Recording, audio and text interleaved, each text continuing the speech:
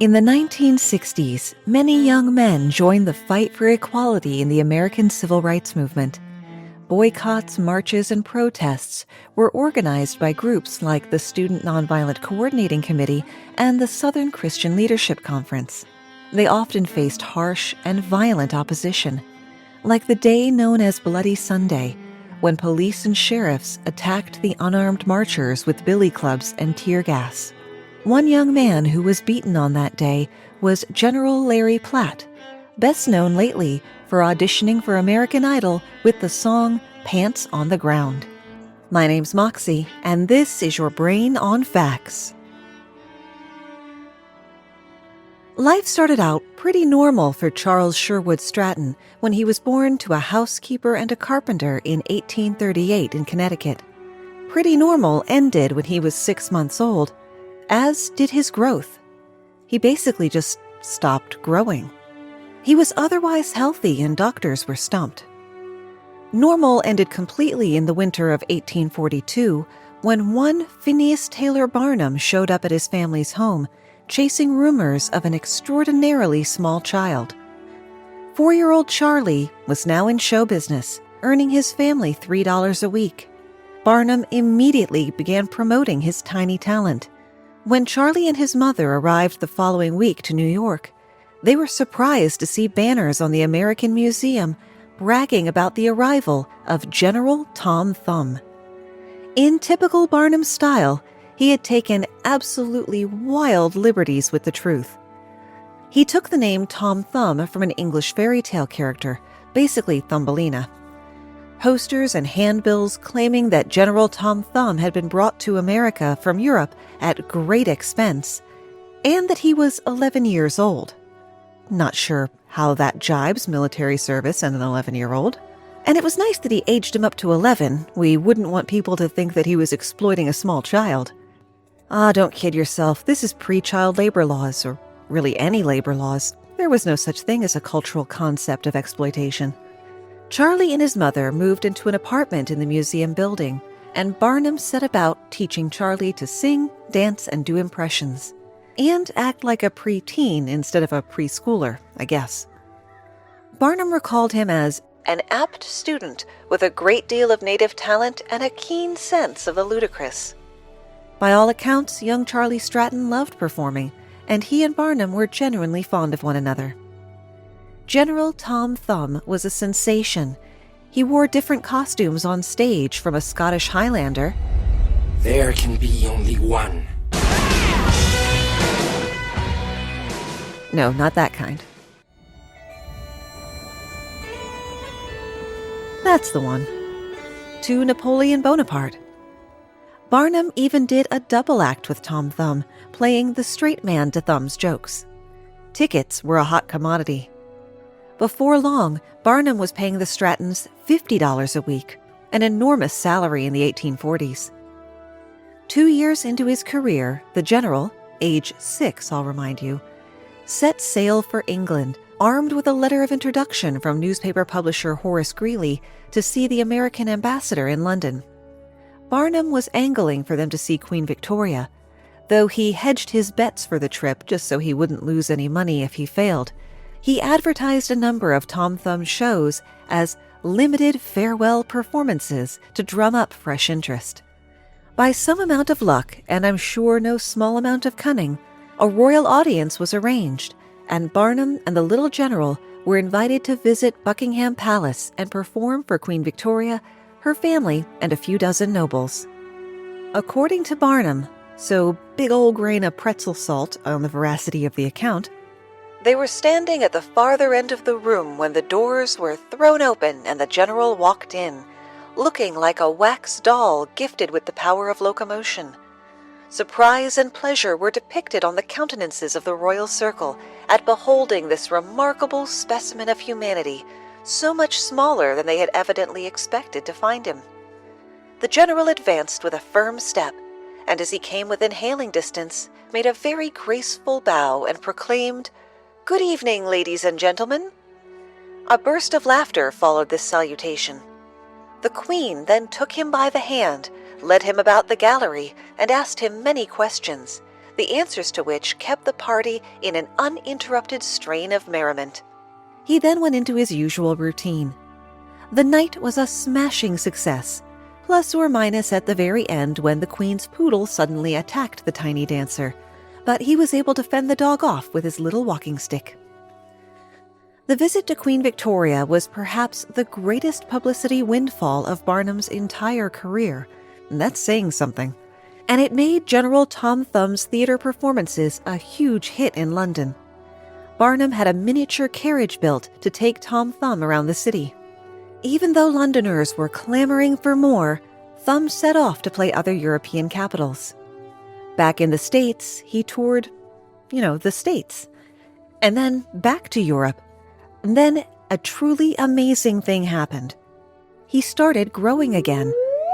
Over the course of his teens, he grew from 2 feet to 3. In the early 1860s, General Tom Thumb met and fell in love with another diminutive performer in Barnum's employ, Lavinia Warren. That's one of my favorite names, Lavinia. And the two became engaged. Barnum, of course, was thrilled, and promoted their 1863 wedding, describing them as the loving Lilliputians. Crowds wanting to see the compact couple had to be held back by the police. The couple stood atop a grand piano at the reception to greet some 10,000 guests at the Metropolitan Hotel.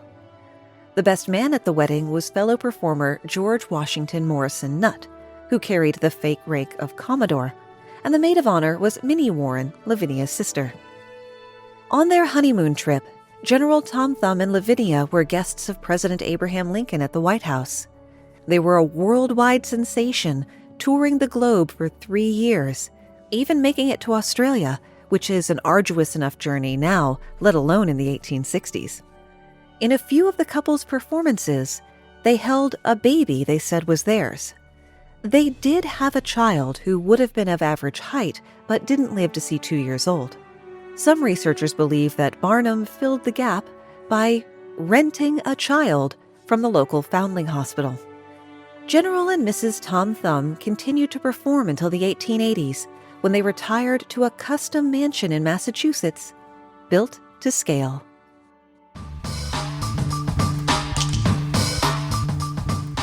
Hello everyone, my name is Nicholas Haskins, host of the 5th annual live stream for The Cure.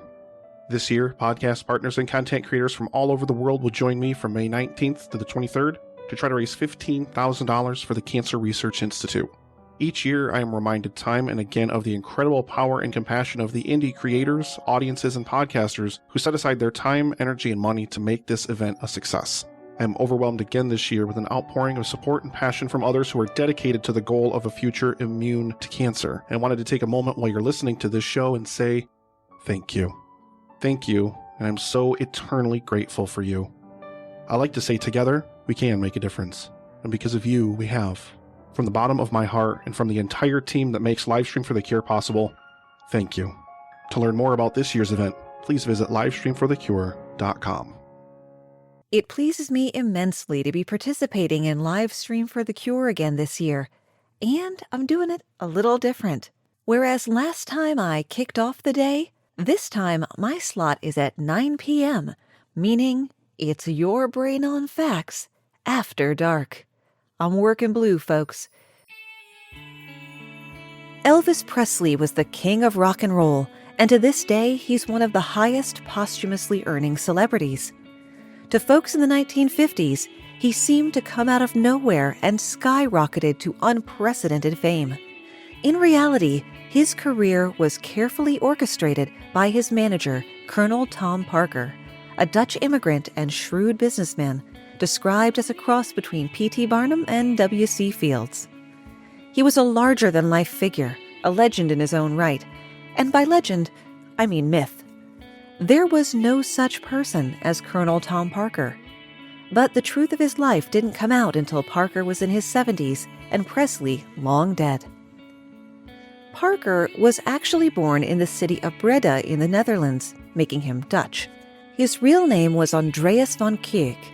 When he was still in his teens, Andreas fled the Netherlands by ship, arriving in Canada and making his way to Hoboken, New Jersey. The first of many questionable life decisions. There was no paperwork involved along the way, meaning he'd entered the country illegally. He worked for a while with traveling carnivals before eventually getting into music promotion, changing his name to Tom Parker, training away his accent, very convincingly to his credit, and erasing any mention of his past. His new backstory was that he was Thomas Andrew Parker of Huntington, West Virginia, and he wouldn't tolerate a word otherwise from anyone. He really had been awarded the rank of colonel, but not by the military, by the governor of Louisiana in 1948 for work Parker did for his election campaign. I should explain this concept of a civilian government official bestowing an honorary military rank on someone, not only for the benefit of several listeners overseas, but for most of my American listeners, I'd hazard. Let me take a quick poll. Show of hands if you assumed Colonel Sanders was retired military. Okay, and now show of hands if you knew he was a Kentucky colonel and what that means. Actually, I just remembered I can't see you, so let me know on the social media instead, Facebook and Instagram.com/YourBrainOnFacts and Twitter @BrainOnFactsPod. Also, should I start a TikTok? Anyway, the ceremonial colonelcy isn't an American invention, which is somehow a relief and a disappointment simultaneously. During the Renaissance, a lord or prominent gentleman could purchase the rank of colonel. This would require them to be a colonel, but as luck would have it, they could deputize a lieutenant colonel to do the actual work for them. In the colonies, men of the landed gentry were given the title to commission companies, finance local militias, or head a colony, but no need to muck in with soldiers this time. Now, the words colony and colonel, colonel, look very similar, but etymology is as etymology does, and they are not related.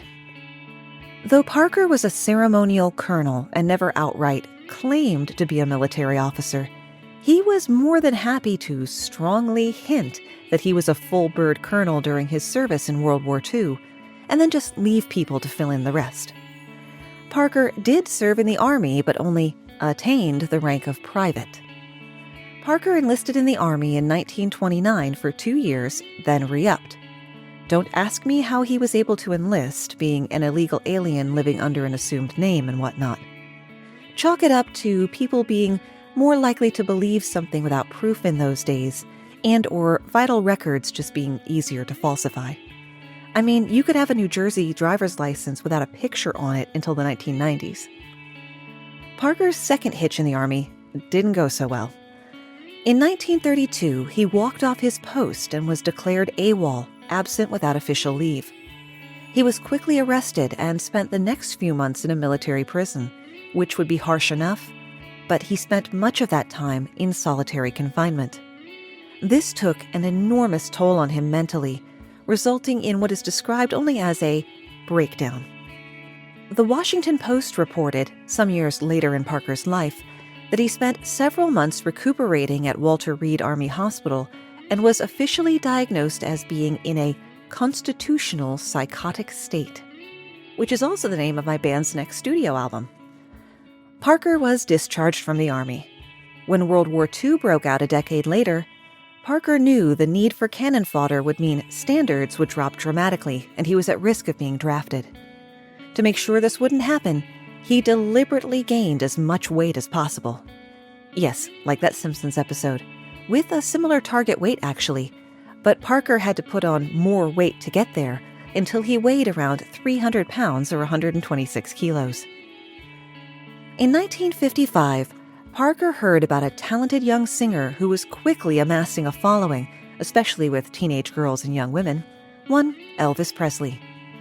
Parker met Presley during an intermission between 2 shows that Presley was playing at the Ellis Auditorium in Memphis. Parker immediately set out to make himself part of Presley's budding career. He was able to convince Presley's then-manager Bob Neal to take him on to work jointly to make Elvis a household name. Sure as God made little green apples, a year later, Elvis set the airwaves on fire with Heartbreak Hotel, Hound Dog, Don't Be Cruel, and Blue Suede Shoes, not to mention a cross-country tour, lots of television appearances, including the infamously cropped Ed Sullivan Show, and his first movie, Love Me Tender. Bob Neal was only there for the first quarter of that explosive year before Parker was managing Presley full-time. Colonel Tom Parker was now the manager of the biggest musical star in the world, with cojones to match. Where most managers take a small percentage of the earnings of their performers, Parker's rate was 20%. Initially. As the gross rose, so did his take. 10 years in, Parker would be taking a gobsmacking, mind-numbing 50%. And he constantly pushed Elvis to earn more. With one conspicuous exception, and hold on to that asterisk for just a second. It's estimated that Elvis earned over $1 billion in the course of his career. The contract that granted Parker the 50% also allowed him to charge additional fees for the services he provided, grinding away even more of the bankroll. Parker was now making more than the artist he managed. In addition to brutal touring and recording schedules, Parker signed Elvis to star in some really bad movies, though sadly not bad enough to come back around the wheel to being enjoyable a la The Room. But those movies made tons of money, a collective $2.2 billion in domestic gross alone. Plus, each movie meant soundtrack royalties and the inherent publicity for the rest of Elvis's catalog. What's weird, or extra evil on Parker's part, was that Elvis was sought for good parts in good movies, like West Side Story, Midnight Cowboy, and A Star is Born. But no, Elvis had to make movies where he sings, "Yoga is as yoga does."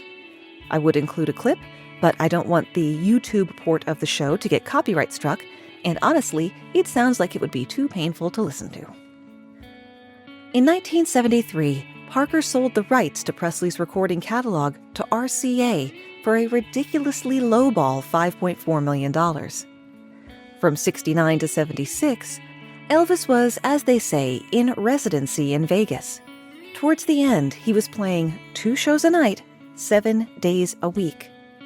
At one point, he went over 45 weeks without a night off, playing a total of 636 consecutive shows. Each of those exhausting weeks earned Elvis $125,000, meaning it earned Parker at least half that much. This was when Elvis's eating and substance abuse really started to spiral out of control. There are many who say that Parker hastened Presley's death by pushing him so hard for so long. And this wasn't regular workaday greed. Parker gambled. And not well by the looks of things. Elvis, being in Las Vegas, earned Parker the money he needed to wind up in debt to the casinos and the bookies, whereupon he'd push Presley to earn more money. Back to that asterisk. Parker kept as many earnings avenues open as possible, with one ginormous exception. Despite being one of the biggest acts in the world, Elvis didn't see the world. The closest he got to an international tour was in 1957 for 3 dates in Canada. Calling that an international tour is real weekend party in a field band energy. But yeah, I totally would have done that if I had booked a Game of Thrones burlesque show in Toronto. And for those who just got on this crazy train at the last station, I did produce the only George R.R. Martin-approved Game of Thrones burlesque tribute show and got to perform for the man himself. Buy me a drink, I'll tell you all about it. Now, notably, Parker did not accompany Elvis on this trip. He didn't have a passport, no word of if he ever tried to get one, and he was pretty much guaranteed to have been found out. He also couldn't let Elvis out of his immediate control. Parker consistently turned down offers for Presley to tour in Europe and Japan, deals often worth millions of dollars. It didn't have to be like that, though. Parker could have been a naturalized citizen. The Alien Registration Act of 1940 had offered amnesty to people in the country illegally. Plus, the manager of the biggest star in the world definitely had lots of powerful friends. It was realistically possible for him to have reached the president directly to ask for help. There is one theory why Parker chose to hide in plain sight rather than getting right. He was hiding from justice after murdering a woman.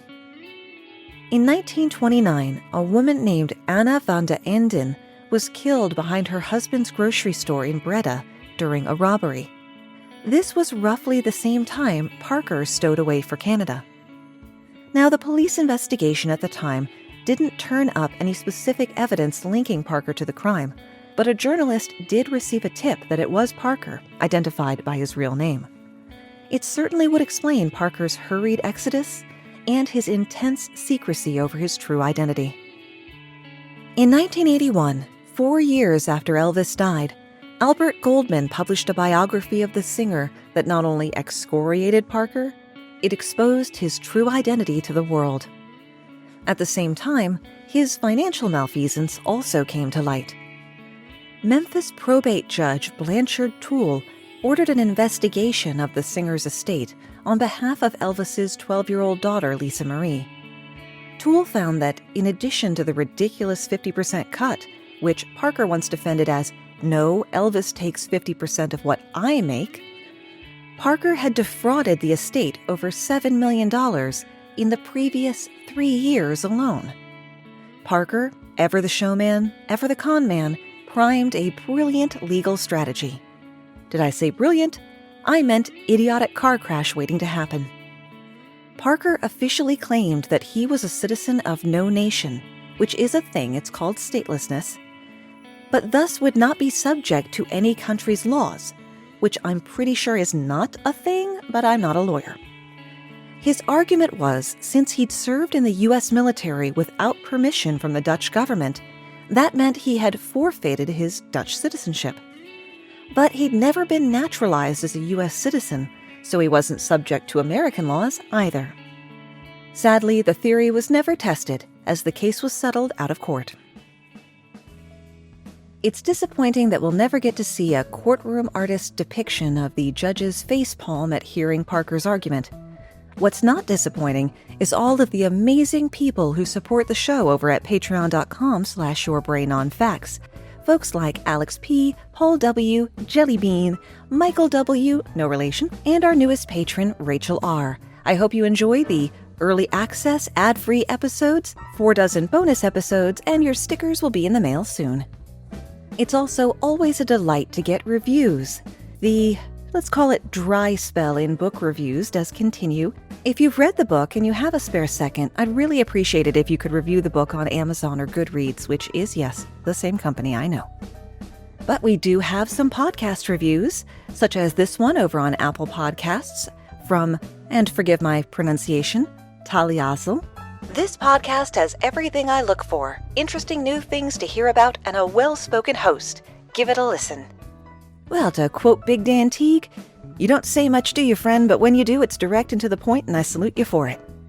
And over on Podchaser, which is a great option for leaving reviews if your app doesn't allow for that, this one, that after I read it, I just had to sit there for a minute. I think you'll understand why. Are you looking for a podcast that is amusing, stimulating, respectful, and enjoyable? Do you want a host with a voice of silk and a subtle yet wicked sense of humor?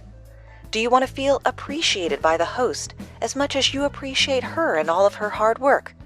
Do you want to listen to a podcast with your sweetheart and hear them say, "Are you supporting Moxie on Patreon yet?" True. YBOF is a perfect podcast, even the oldest episodes with minor sound quality issues. For the price of an overrated burnt coffee product a month, Snickerdoodle asks you to give it to Moxie and YBOF instead. Keep this mellifluous treasure going for now and forever.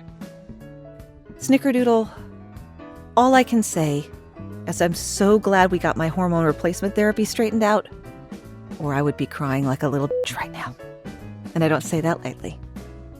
And of course, if you fine folks want to support the show but don't necessarily want to do it through Patreon, we always have the YBOF merch store at yourbrainonfacts.com/merch. Port you right over there. I just put up a new design this morning. We have our social groups. You can get them from yourbrainonfacts.com/social, a subreddit and a YouTube group. Though the very best way to support a show you like is to tell someone about it. And speaking of shows you might like, check out this one. Hello, and welcome to the Jury Room. I'm your host, Kevin, and I will be covering anything true crime, from serial killers to cold cases, and everything in between. The Jury Room podcast is available on most major podcasting platforms. Don't forget to like, subscribe, follow, and leave a review anywhere you can. Stay safe, and thanks for listening. In my tomboy days, do they still have tomboys these days? There were some standout selections in my entertainment options. I never cared for Hanna-Barbera cartoons or cutesy things like My Little Ponies. Every day after school, it was Thundercats, Silverhawks, and G.I. Joe. And on the weekends, Monster Trucks and WWF. Good times. The weekday and weekend entertainment overlapped, and reality and fantasy blurred in the form of a conspicuous chin and the fatigue-wearing man attached to it, Sargent Slaughter. Sargent Slaughter is the persona of Robert Remus, born in Detroit in 1948. He made his first wrestling appearance with the National Wrestling Alliance in the late 70s, wrestling under his real name, before moving to the American Wrestling Association and then joining the nascent World Wrestling Federation in 1980. By the by, for my fellow pedants in the audience, I will be referring to the company as the WWF when talking about it pre-2002, when they lost a trademark case against the World Wildlife Foundation. Not sure who could ever have gotten those two confused, but here we are. Remus spent his first 2 years in the WWF as a villain or heel, under the management of the Grand Wizard, whom I immediately had to look up because that sounds like a rank in the clan. But no, it's just a silly character with a sequin turban. Carry on with your activities. It wasn't long before the character of Sargent Slaughter was created for and around Remus, who looked the part perfectly once he was in costume. Black jungle boots, Vietnam-era BDU pants, black tank top, aviator glasses, and the four-dent felt campaign hat of Marine drill instructors. He very quickly rose to the status of #1 contender on the strength of his Cobra Clutch challenges, where he would seat wrestlers in a chair in the ring and apply his Cobra Clutch hold, offering $5,000 to anyone who could break out of it. Slaughter's wrestling career is probably best remembered for his rivalries with Hulk Hogan and the peanut butter to his jelly, the Iron Sheik. Just one example of the occasionally still used trope of scary foreigner bad guy. Over the course of the next 30 years, he left and returned to the WWF 4 times and was inducted into the Wrestling Hall of Fame in 2004. But I want to stay in the 80s for a moment longer. A modified version of Sargent Slaughter joined an elite covert special mission unit known as G.I. Joe.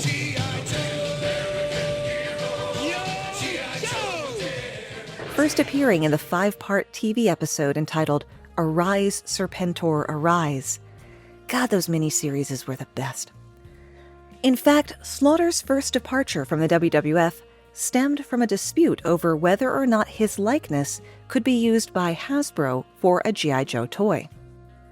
Slaughter is one of only a few real physical people to be G.I. Joe figures, along with such names as NFL player William the Refrigerator Perry, fellow wrestler Rowdy Roddy Piper, God rest the crazy bastard, and, surprisingly, astronaut Buzz Aldrin.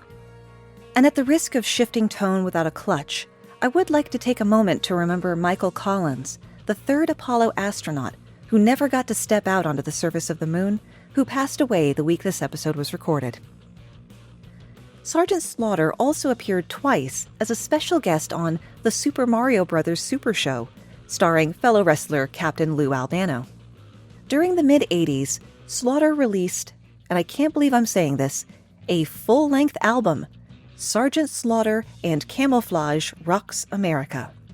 It featured a number of original songs, including The Cobra Clutch, as well as a cover of Neil Diamond's America. Look, it was a weird time, things were tense with Russia, there were shoulder pads in everything, and somebody told Eddie Murphy it would be a good idea to sing. The character of the Marine drill instructor was an easy sell to the public of the 80s and 90s, but Remus himself never served in the military. And you're probably saying, so what? It's a character. children get confused by what's fake and what's real in wrestling, but adults don't. Well, therein lies the problem. Sometimes adults get fooled too. And sometimes, just sometimes, that confused adult is the wrestler himself. There's a word that entered my vocabulary during this week's research, and now I wish to forcibly insert it into your brain. Kayfabe. In professional wrestling, kayfabe is the portrayal of staged events within the industry as real or true, specifically the portrayal of competition, rivalries, and relationships between participants. Basically, it means never breaking character. Some wrestlers maintain their kayfabe even with other wrestlers far from public eyes, like the Iron Sheik, who was actually a second-generation American. Remus seemed to blur that line even further. He went beyond pretending to be a Marine and into claiming territory. For example, in a 2015 interview with KML Radio, the interviewer called him a genuine veteran who had military experience. Slaughter replied, "I didn't even think about using that character," referring to his first break into wrestling, "until one day when inspiration suddenly struck. So I went to my locker box, pulled out my campaign cover, i.e. Marine hat, and got out my swagger stick," he explained. "When my wife got home from work, I had her take a disposable camera, take some pictures of me growling and being bad, and took them over to a wrestling office." This strikes me as unlikely to be true, since there was a span of a few years between him getting into wrestling and the making of Sargent Slaughter, during which time Remus played a masked character called Super Destroyer Mark II. Also, a disposable camera in the US in the late 1970s. It's really unlikely he actually had one, and I don't think he meant a Polaroid, because when you mean an Instamatic, you just say Polaroid. Questions about the truth behind Sargent Slaughter's military history have swirled around him for years. For instance, a Baltimore Sun article from March 1985, with Slaughter's picture plastered on the cover, said, "Slaughter dodges all questions about his armed service record, for good reason." That Sun article has resurfaced repeatedly over the years, periodically reigniting the question of abuse of the uniform. So what's the big deal, him saying he served when he didn't? It's just a really public version of lying on your resume, right? Well, for starters, it's an actual factual crime. In 1984, Congress passed a law prohibiting the use of the Marine Corps emblem and insignia by civilians.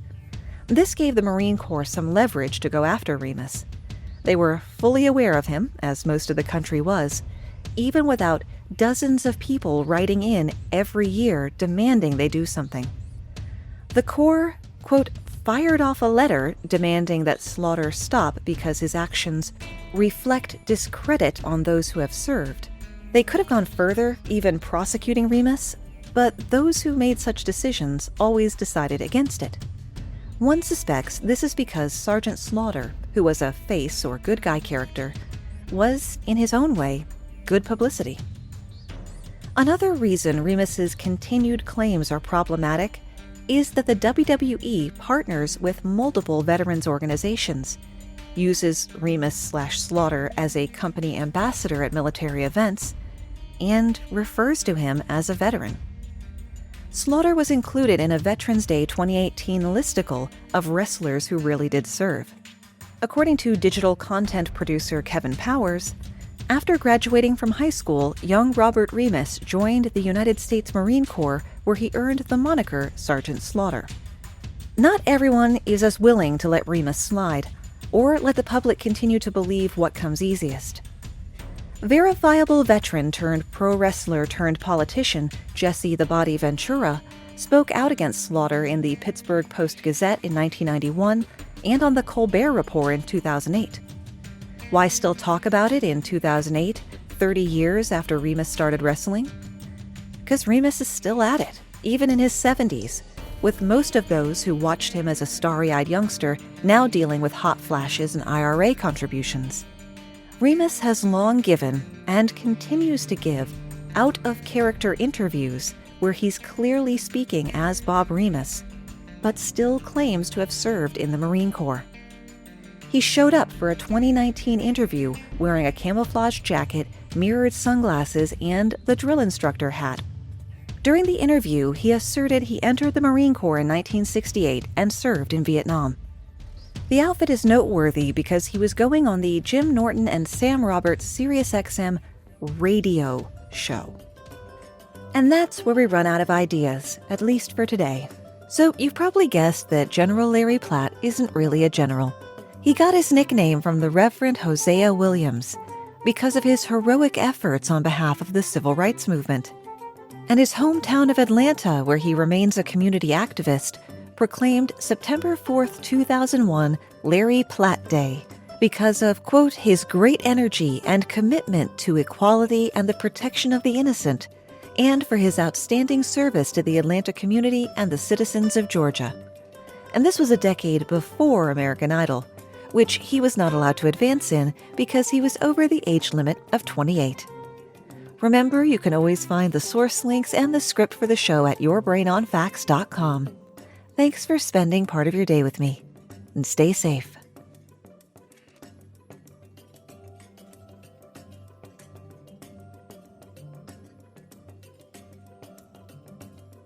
And if you're the sort of person who feels they must point out to children that wrestling is fake, you're a buzzkill, no one likes that, stop it. Explain to the child that the outcome is predetermined. I assure you, wrestlers are more stuntmen than they are actors, and the injuries they sustain over their careers are very real. I was also in local Bush League pro wrestling just briefly.